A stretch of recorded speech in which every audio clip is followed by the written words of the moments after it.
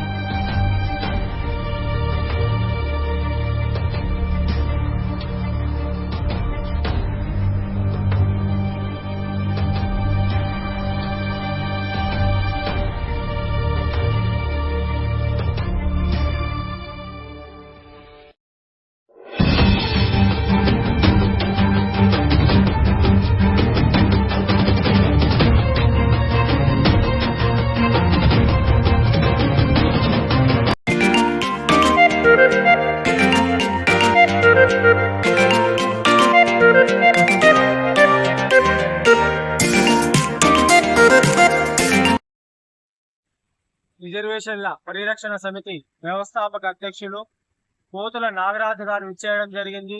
ఈ పూలే విగ్రహం దగ్గర పోస్టర్ రిలీజ్ ముఖ్య ఉద్దేశం బీసీలకు చట్టసభల్లో రిజర్వేషన్ శాతాన్ని పెంచాలని, ఆగస్టు తారీఖున అనంతపురంలో జరగబోవు బీసీ ఎమ్మెల్యేలు మరియు ప్రజాప్రతినిధుల ఆత్మీయ సన్మాన కార్యక్రమాన్ని పోస్టర్ యొక్క రిలీజ్ కోసం ఈరోజు వ్యవస్థాపక అధ్యక్షులు నాగరాజన్న గారు ఇచ్చేశారు. ఈ రోజు ఆయన ఆ కార్యక్రమం యొక్క వివరాలు మీడియా ముఖంగా వెల్లడిస్తారు. కదిరి పట్టణంలో మహాత్మా జ్యోతిబా పూలే విగ్రహం మహనీయునికి నివాళులు అర్పిస్తూ భారత రాజ్యాంగ ఫలాలు ప్రజలకి అందాలనే ఒకే ఒక లక్ష్యంతో రిజర్వేషన్ల పరిరక్షణ సమితి ఆ ఆలోచనని ముందుకు తీసుకెళ్లే ప్రయత్నంలో భాగంగా ఆగస్టు 3వ తారీఖున బహుజన ప్రజాప్రతినిధులకు సన్మాన కార్యక్రమాన్ని ఏర్పాటు చేయడం జరిగింది. ఎందుకు ఈ సన్మాన కార్యక్రమం అంటే 78 సంవత్సరాల స్వతంత్ర భారతదేశంలో వివక్ష అనేది కొనసాగుతుంది. అది సామాజిక పరమైన వివక్ష కావచ్చు, ఆర్థిక పరమైన వివక్ష కావచ్చు, రాజకీయ పరమైన వివక్ష కావచ్చు. కానీ భారత రాజ్యాంగం మనకు చెప్పింది సామాజిక, ఆర్థిక, రాజకీయ సమన్వయం అమలైనప్పుడే ఈ దేశం అన్ని రంగాల్లో అభివృద్ధి చెందడానికి ఆ ఫలాలు ప్రజలకి దక్కినప్పుడు అనేది భారత రాజ్యాంగ నిర్మాత డాక్టర్ బిఆర్ అంబేద్కర్ గారు రాజ్యాంగ ప్రవేశికలో పొందుపరిచినటువంటి. కానీ 78 సంవత్సరాలుగా రాజ్యాంగం మీద ప్రమాణం చేస్తున్నారు, చట్టసభల్లో చట్టాలు చేస్తున్నారు. 56% ఉన్నటువంటి బలహీన వర్గాల సమస్యల పైన చిత్తశుద్ధి అనేది ఏ రాజకీయ పార్టీకి ఇప్పటికీ స్పష్టంగా లేదు. ఈరోజు భారతదేశంలో 56% ఉన్నటువంటి ప్రజలకు అభివృద్ధిలో భాగస్వామ్యం కాంది. ఈ దేశం ఏ విధంగా అభివృద్ధి చెందుతుందో దేశాన్ని పరిపాలిస్తున్న పాలకులు సూటిగా సమాధానం చెప్పాల్సినటువంటి బాధ్యత ఉంది.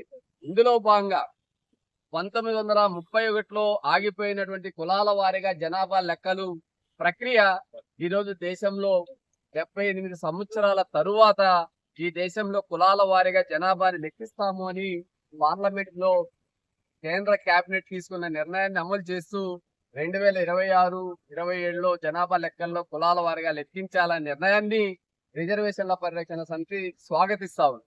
ఎందుకంటే ఇది దేశంలో అనేక మాలాంటి ప్రజా సంఘాలు, ఉద్యమ నాయకులు, మీడియా ప్రతినిధులు చేసిన విజ్ఞప్తిని పార్లమెంటులో ఆమోదం తెలిపే ప్రక్రియ కొనసాగింది. కాబట్టి దీనికి సహకరించినటువంటి ప్రతి రాజకీయ పార్టీకి, ఉద్యమ నేతలకు, మీడియాకు కృతజ్ఞత తెలిపేటువంటి కార్యక్రమాన్ని ఆగస్టు 3వ తారీఖున అనంతపురం జిల్లా కేంద్రంలో చేపట్టాం.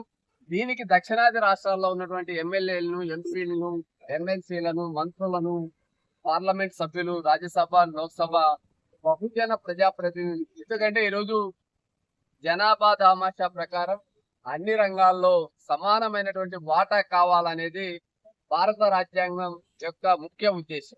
ఆ ఉద్దేశంతో పనిచేస్తున్న రిజర్వేషన్ల పరిరక్షణ సమితి ఈ రోజు పాలక వర్గాలకు అదే విషయాన్ని స్పష్టంగా తెలియజేస్తూ చట్టసభల్లో బీసీలకు 44% రిజర్వేషన్లు అమలు చేయాలని, విద్యా ఉద్యోగాల్లో 44% రిజర్వేషన్లు అమలు చేయాలని, స్థానిక సంస్థల్లో 44%, ప్రైవేట్ కార్పొరేట్ రంగంలో 44% రిజర్వేషన్లు కావాలని చెప్పి డిమాండ్ చేస్తున్నాం.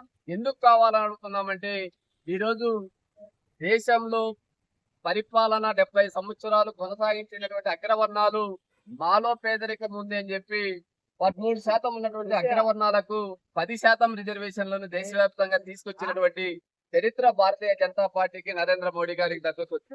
అయ్యా 78 సంవత్సరాలుగా వివక్షకి ఎదుర్కొని, అవమానాలను ఎదుర్కొని బానిస బతుకులుగా బతుకుతున్నటువంటి బలహీన వర్గాల పరిస్థితి ఏమి, అదే విధంగా మైనార్టీల పరిస్థితి ఏమి, దళిత గిరిజనులకు రిజర్వేషన్లు ఉన్నా ఎక్కడ వాటిని అమలు అయ్యేటువంటి బాధ్యతను, సంపూర్ణమైనటువంటి అమలు చేసేటువంటి బాధ్యతను ఇప్పటికీ ఉన్నత న్యాయస్థానాల్లో ఎస్సీ ఎస్టీలకు బీసీలకు రిజర్వేషన్ లేవు. మిత్రుడు చెప్పినట్లు రాజ్యసభలో పాలక వర్గంలో లేదు, ఎమ్మెల్సీ కేటాయింపుల్లో లేదు.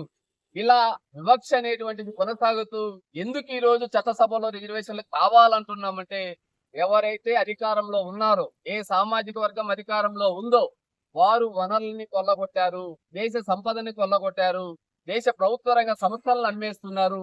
మాకున్న రిజర్వేషన్లని కోల్పోతున్నాం, మాకున్న హక్కుల్ని కోల్పోతున్నాం. కనీసం మా హక్కులను మేము కాపాడుకోవాలి అంటే చట్టసభల్లో మా ప్రాతినిధ్యం ఉండాలా. 56% ఉన్నటువంటి బలహీన వర్గాలకు 44% రిజర్వేషన్ కావాలనేటువంటి బలమైన డిమాండ్ ను ఈ రోజు దేశంలో ఉన్నటువంటి రాజకీయ పార్టీలు అమలు చేయాలని డిమాండ్ చేస్తూ, దానికి మద్దతు పలికి అసెంబ్లీలో తీర్మానం చేసినటువంటి వైఎస్ఆర్సీపీ తెలుగుదేశం పార్టీ నేతలారా, అది కేవలం అసెంబ్లీ 4 గోడలకే పరిమితం చేయొద్దండి. పార్లమెంట్ 4 గోడల మధ్య చర్చించి దేశవ్యాప్తంగా చట్టం చేయడానికి, బిల్లు తీసుకురావడానికి మీ చిత్తశుద్ధిని నిరూపించండి. చంద్రబాబు నాయుడు గారు ఈ రోజు నిరంతరం బలహీన వర్గాల జపన చేస్తూ ఉంటాడు. కానీ బలహీన వర్గాలకు మీరు చేసినటువంటి మేలు ఏదైనా ఉంది అంటే ఈ రోజు महात्मा ज्योतिबा फुले के महात्मा ज्योतिबा फुले के జయప్రదం చేయండి బహుజనుల ఆత్మీయ సన్మాన కార్యక్రమాన్ని, జయప్రదం చేయండి బహుజనుల ఆత్మీయ సన్మాన కార్యక్రమాన్ని. చట్టసభలో 44% రిజర్వేషన్లు సాధిద్దాం, బీసీలకు చట్టసభలో 44% రిజర్వేషన్లని. జోహార్ మహాత్మా జ్యోతిబా ఫులే, జోహార్ మహాత్మా జ్యోతిబా ఫులే.